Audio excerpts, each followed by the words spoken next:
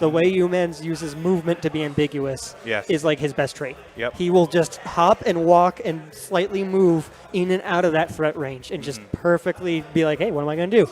And then that gets backed up by his crazy reactions. Yep. So just, oh, you ready? You're doing this? I'm ready for it. Yep. Oh, you jumped? I'm ready for it.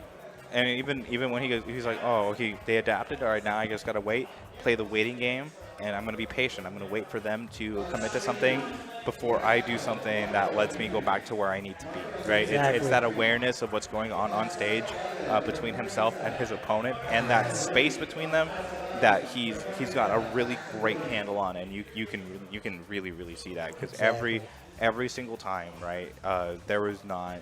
You don't really see those crazy, super stylish Mario kills. It was more like, okay, I'm gonna poke him, I'm gonna eat the jump, or I'm gonna cape him. I'm going to tactically remove his options. Exactly. I don't need to do flashy off the top, up there, up B. Yeah. If I can just, oh, you're off stage, burn your jump. Yeah. Oh, reflect the missile. Yep. Just systematically take it down elsewhere. I don't need to do a flashy kill combo if I do a combo that does position into edge guard, and I'm just clean with that. Right. And when we saw that stock one where he wasn't even at a high percent. It was anywhere from between 0 to 30, where he ate the jump, caped. Yep. That was it. Just boop.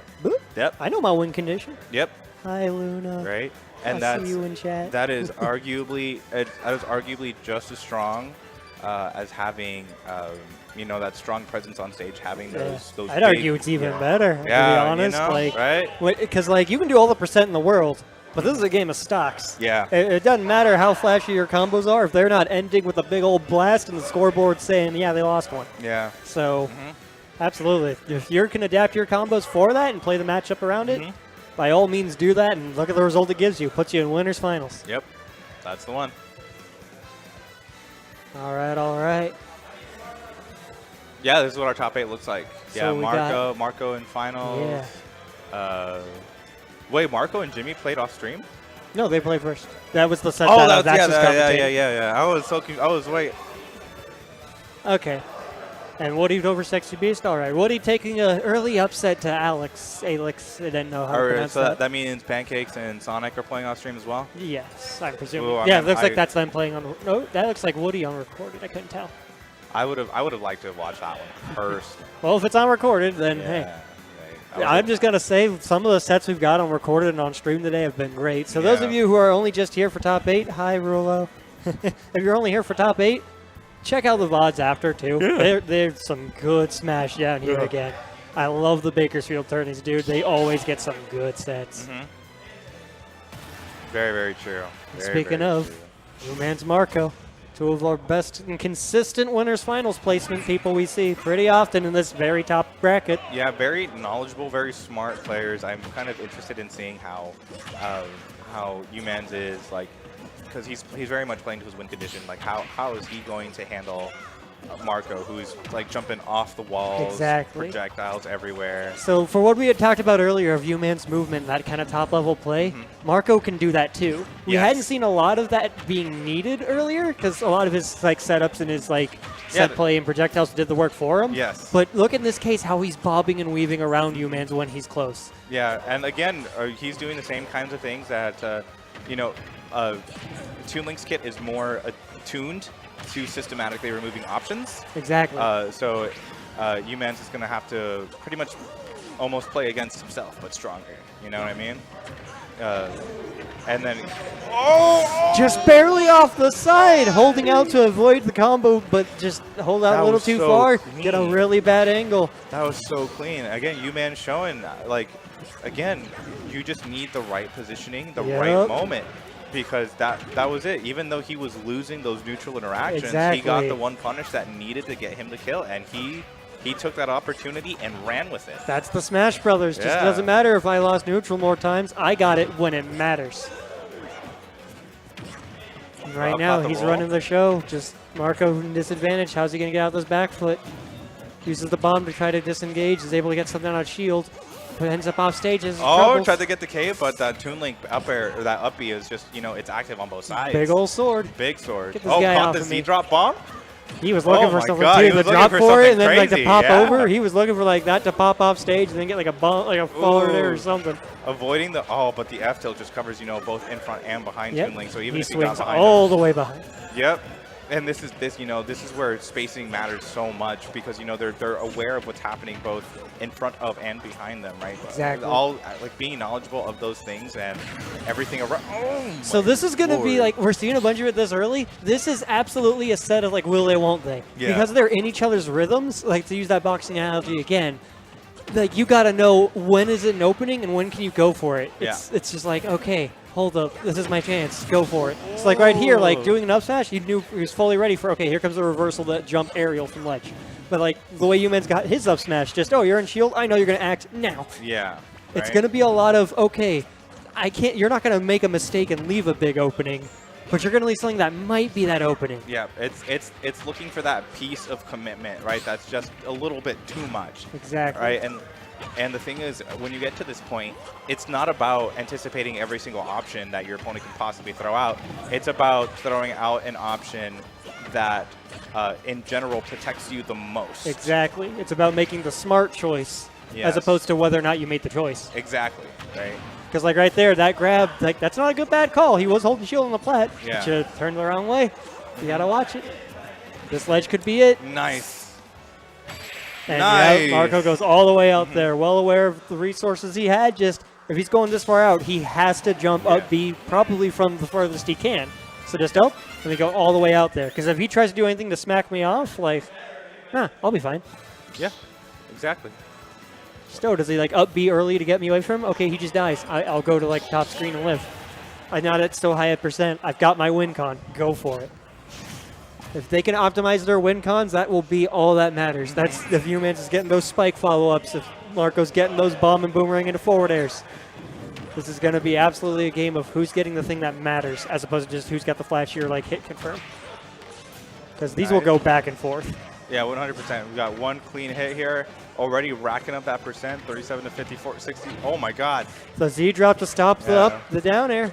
Pretty effective, because one bad DI mix-up on that down air, you will die absurdly early. Nice, the dash attack turnaround. Oh my goodness. The bomb pressure, it's All still this active. movement. You love to see it, right? He's faking out these capes now. The boomerang not quite hitting where he was, so he can run up and get the grab off the cape. Back throw to set up the ledge trap. Wow. And catching the jump in. Like right there, Bomb didn't have any true confirm, so he was like, okay, let me try to get center stage and force an option. Yeah. Just, jump? Okay, I can catch that. Oh my goodness, protecting himself with that bomb, otherwise he wouldn't have made it back. That air dodge, not quite there. Like that was there was the will they won't they. Marco chose F tilt thinking, will he do like a get up or like a jumping thing? Umanz said, I'm going to jump neutral air dodge, expecting like a forward air or something. So just both of them made their options, but Marco's option won. Yes. Just nope, mine was coverage in the better situation. I had the advantage. I get the follow up. I feel like this is never acknowledged enough, but whenever I see Umanz do his B reverses or his wave bounces even, it's so intentional because the arc on his fireballs change, right? In terms of getting that little piece of distance he needs to cover that ground and improving his odds as much as he can. Definitely. Getting that kind of, try to do a little bit of Marco's game plan back at him. Like, let me get my optimal projectile usage for spacing and control. I like the use of Flood there, because if Marco pulls a bomb as he's trying to do up B, especially from that closeness, Marco has shown he's willing to do the beefy up B where he doesn't grab ledge. So Flood is a good option there if you expect that, but at the same time, just for all these times Umanz is making these guesses, Marco's doing the same thing and just guessing a little more correct, a little more often. But the lean back from that up smash, ducking under the bomb, ready for that reversal. Marco's been doing a lot of drop, jump bombs, like drop, jump away, bomb into follow-up. So this time Umanz just spaced perfectly of, okay, if he does that again, I'll duck that bomb. Options that avoid projectiles that aren't like just block are so strong in this game. If you can use positioning to avoid projectiles, it's literally just them wasting a movement. So that's an opening you can create. Yep. Using the grab armor to negate the boomerang and getting a bunch of up airs. Up airs. Opting to drift away, not trying to force a reversal. I like that play. Go for ledge. Forward throw. Are we? Down throw into the back air. Nice. Sets up the ledge trap again. But once again, the bomb. These up smashes. That's a win con right now. You got to watch your landings. Nice. Catching the air dodge out. A little slow in his anti-air. Going to get near the ledge for it. Yeah, watching very carefully. Oh! Sour spot. Oh. This ledge situation is scary. Missing the punish. I'm clenched. Oh my Because god. with rage, like this is bomb fair kills at around the platform distance, or this is a bomb up air percent. Like so for every one of these like sour spots or other side of stage situations, this is very much a Marco can bring this back. Oh my lord. Ooh, Anytime they move, right? Once they get the up tilt? I was gonna say I've never seen that mess kill. The heck? Right, but it did the effect, and I oh my goodness gracious. Oh, this is scary. Oh my god, this is terrifying. You know, because they're throwing out anything that could possibly lead into whatever they can. At this point, these percents are so high that reverse boomerang, but the Nair takes it, so he's not gonna get quite hit. Both of them just waiting for something. Yeah, for someone to. The reverse boomerang finally lands it. Marco played so clean and consistent. I can breathe. Just not once going too far overextending. He knows very well that Umanz is waiting. Breathe. Oh my god. That's the thing like I was talking about the set with Jimmy. Just like Marco as a player, in these last hit situations, he knows the win con and he will play around it. He knows very well, like, I will get stock if I get a confirm. So I will play safe, I will wait, I will throw out stuff and wait for my confirm, and my game plan will just be survival until confirm. I'm not going to overcommit, I'm not going to force an option. I'm going to sit here and force you to just like hold back and wait for my one opening I can get. Yep. Because you can't, like, you can play around projectiles forever. It'll make it hard for you to get your win con. But can you do that for like 2 to 3 minutes? Yeah, exactly. And then every other time you have to ask yourself, but did I get hit by it this time, right? Because those, 2 to 3%, in the grand scheme, not a big deal. But in the large scheme, and now this is scary. If Marco's got a lead like this, and he starts making that kind of play, that shows, okay, we were already kind of playing the back and forth, but now I've got a key on your rhythm. Yep. I know where you want to drift out. I know when you want to delay your options. And that is not something you want to see a person start doing on match point for winner side grands. Yep. But that's how you take all that momentum back.